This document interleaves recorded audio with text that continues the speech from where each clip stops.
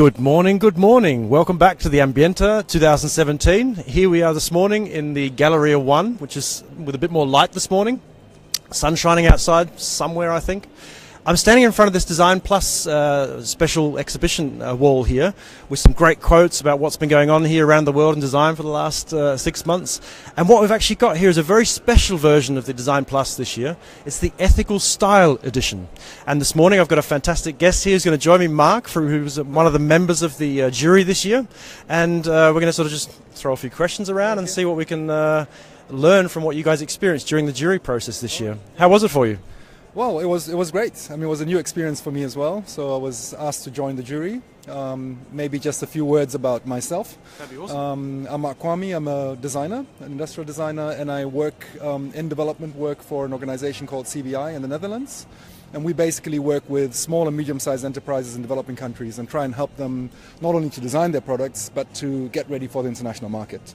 Fantastic. So one of the aspects there, of course, is also sustainability and, corporate social responsibility. So that's why I found it quite interesting being called to be a part of the jury. Fantastic. We've actually got an amazing array of products here. Have you got one or two you'd like to tell us a few stories about maybe, or talk about the process as well? Maybe the process first. First of all, Design Plus is an institution in Messe Frankfurt. It's a show that has been on rewarding good design, good aesthetic appeal, and then also functionality. So those are the three key criteria that were used to judge and award products in the past years. And this year, Messe Frankfurt decided to add another component to it, which was the Ethical Style Edition. And so it means that the products next to design and good aesthetics and good functionality needed to fulfill the criteria eco-friendly materials, eco-optimized production processes, social manufacturing, handmade, recycling, and then also innovative sustainability processes.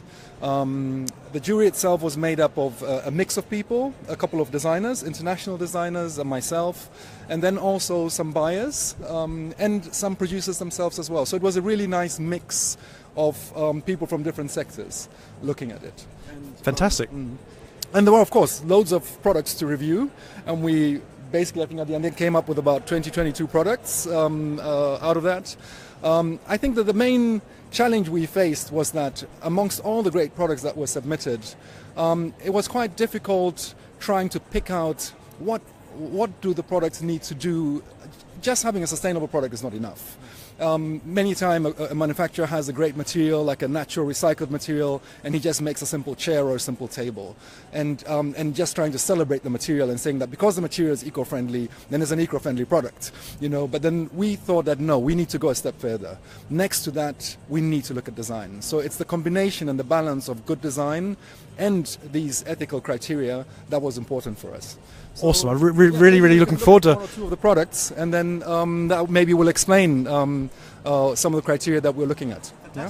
Why don't we start with this? Let's start with this bag. It's actually one of my favorites. This is a bag which looks like a felt bag, but this is a fully plant-based material. So it's a plant-based felt which has been innovated. And then what was also interesting for us here was that besides this whole new material, the technique of joining it, because this new material allows you to use a different technique. So rather than sewing, it has just been welded. So that actually we found quite intriguing, was to say that it's not only a very innovative, new and organic material, but it's also playing around with a new sort of like manufacturing technique. It's not just a pretty face, it's everything behind it to actually achieve that aesthetic. That aspect of the manufacturing has become a design element or a design detail on the product, which is beautiful. Very, very cool. Yeah. So let's move on maybe to another product. Sure.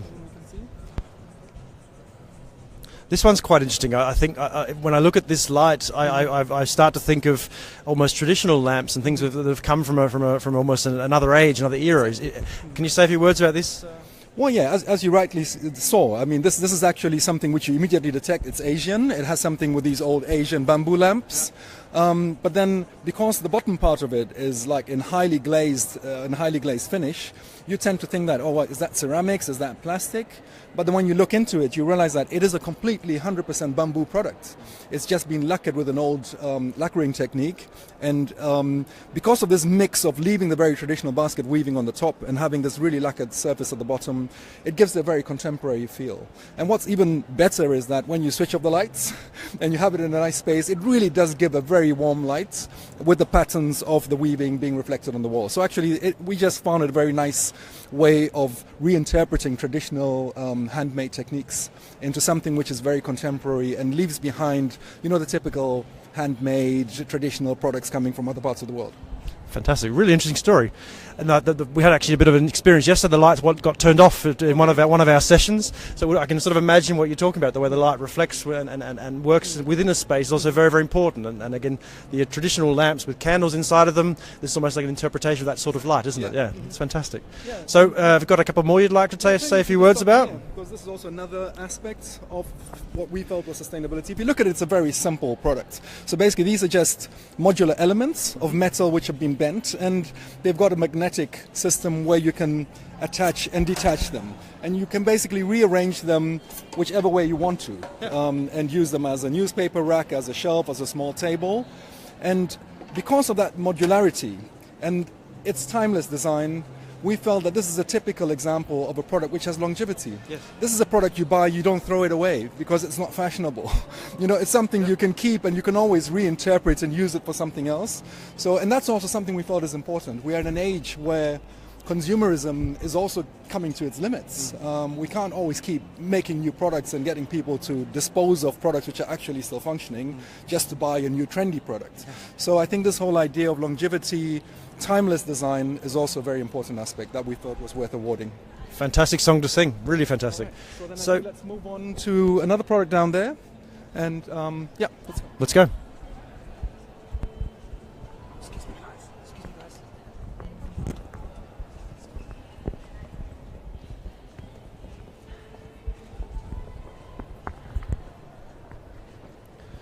So again, this is almost like a snapshot of the hundreds of examples that have been sent in. And you've just stopped here at the glass, because I think, again, face value of design is generally what people think. Design is just the way something looks. Exactly. But actually, you've got a very, very interesting story behind these glasses, don't you? I think so. And it was also for us a challenge, because we looked at these glasses. I think the whole jury, when we first saw these glasses, we walked past and thought like, nah, what's glasses. This? I mean, there's so many wine glasses, and there's nothing really innovative about the design per se, although it is an interesting design, yes. But then when we came back and we read the story and we saw what was behind it, we thought that, yes, this is exactly what we should also be awarding, because besides the face value of just looking at a product and detecting good design or a nice shape or a nice material, we also have to think of the process behind the product. And this is a traditional German glass manufacturer who has invested a lot in trying to eco-optimize their production. So they've developed systems where they save on water, 30% less energy. Glass manufacturing is a very polluting and a very energy-intensive process. So for a big company like this to think beyond the design and just the product and go behind the scenes and try to optimize its production, I think that's also important. That we learn that it's not just always the face value, what's in front, but then the processes, I think, are important. The sourcing of the products, I think, is what is important. It's a fantastic message. To be sustainable as well. Yeah. I'm just very, very impressed with the breadth. I'm sure we could talk for hours about each of these individual products. Again, I think, so basically to wrap it up, I mean, I think it wasn't very easy. There were loads of products. Like I said earlier, a lot of the products had great materials or great handmade techniques, but for us they just lacked that extra design quality. And I think that's something that we're hoping this show will do, is to encourage exhibitors at this show, buyers at this show, designers, to say, if we want to take eco-friendly design or ethical design to another level, we also need to add those aspects of good design, aesthetic appeal, and then maybe a clever detail or some innovation in it, and not just celebrate the material and say, oh, because this is bamboo or this is 100% natural, then the product automatically is a great product. I think we've come beyond that, and I think that's nice. And secondly, also, I think, like you mentioned earlier, I think consumers are asking for ethically sourced products, just like in the food area where people want to know what they eat, where it comes from, how it's made. The same is gradually shifting over. It's gone to clothes already, so we know people are much more conscious about where they get their clothes from after all the catastrophic stories we hear in the media. And now it's coming to the area of home decoration as well. So that's actually really quite welcoming, and I hope this this exhibition will encourage people to take this topic of ethical design more seriously. It certainly is. It's a fantastic space here in Gallery 1, where I think anyone who's not doesn't really understand what design actually stands for and what it actually means, to get a feeling for that. The stories you've told are fantastic, and what I really would like to almost close off with is that a lot of the stuff you see, everything's designed. Mm-hmm. Everything actually you interact with, be it a hand on a car, be it a light switch, everything is designed. But very few things are designed well. Mm-hmm. That old traditional quote, and that exemplarizes a lot of the things on this table. These are designed very, very well, right through to how they're made and where they're made, etc., etc. So come on down to the Ambiente Gallery 1. Really appreciate your time, Mark. Thank you so much for your time this morning. And we're off now. We're going to be spending a bit of time in Gallery 1 this morning.